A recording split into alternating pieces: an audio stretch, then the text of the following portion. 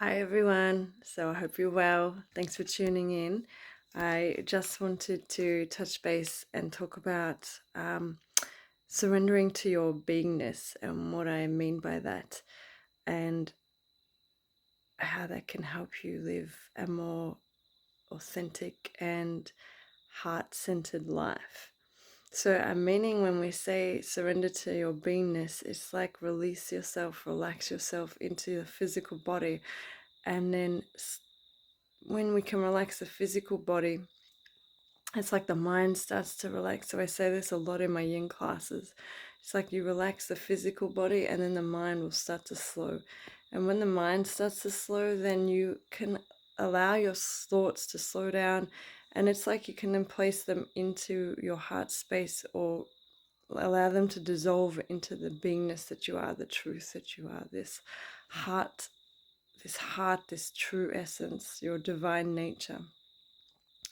And you can start to observe your thoughts more, so you can even start to just let them dissolve into this beingness and then not be so attached to the thoughts. It's like you start to find surrender into the truth of who you are, and like the walls around your heart, which I feel like the ego, like they're your mind and their defense mechanisms, their judgments.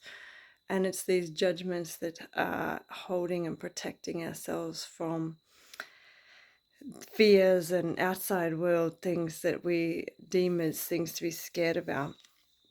Well, the mind does, because from its conditioning, it feels like it's scared. So the defense mechanisms of judgments come up, but which are like walls around our hearts. And so when we have these walls of protection up, then we're coming from the mind, and it's this constant overthinking and analyzing and worrying and etc.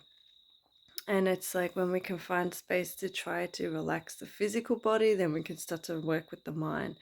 So in yoga, it's in the Yoga Sutras, it's to start, you work with the body first, the breath, to work with the mind. So we start to slow the body down, calm the nervous system, which will calm the mind.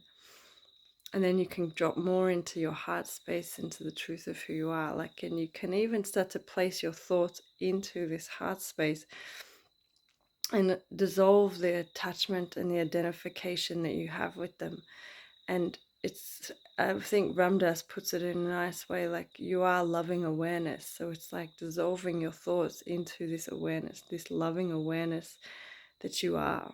And then you start to see the truth of who you are, that you aren't your thoughts, your emotions, your beliefs, you're this essence. And from that, you can start to make new beliefs. And then that's how you start to create a new life, is when you start to identify more with the truth of who you are, this divine essence, your beingness, and less with the thoughts, the mind.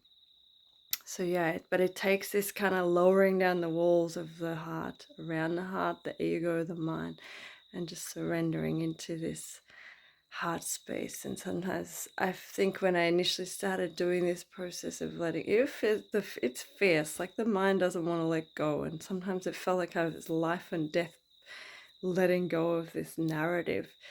And when you let go, it takes a lot of courage and faith to let go. But then when you keep walking forward into this new space, this unknown, then you find more ease with it.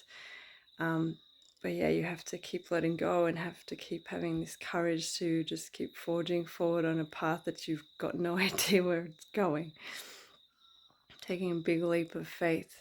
But I think also the more you surrender to your beingness, the more faith and trust you start having in yourself and in this higher power, and then you feel more confident to keep moving forward with less and less fear over time, allowing your fears to dissolve into that loving awareness, into trust and faith of yourself and your true essence nature. Anyway, I hope this makes sense to you guys. I'd love to hear from you and hear any feedback, or make any comments. And you can subscribe to my newsletter if you're watching this elsewhere. So the newsletter is through Raw and True. If you want the link, just send me a message to either Instagram, Emma_Louise_Q, or through my email, emma@emmalj.com is how you can get in touch with me. Yeah, I'd love to hear your thoughts. Okay, take care, everyone. Bye.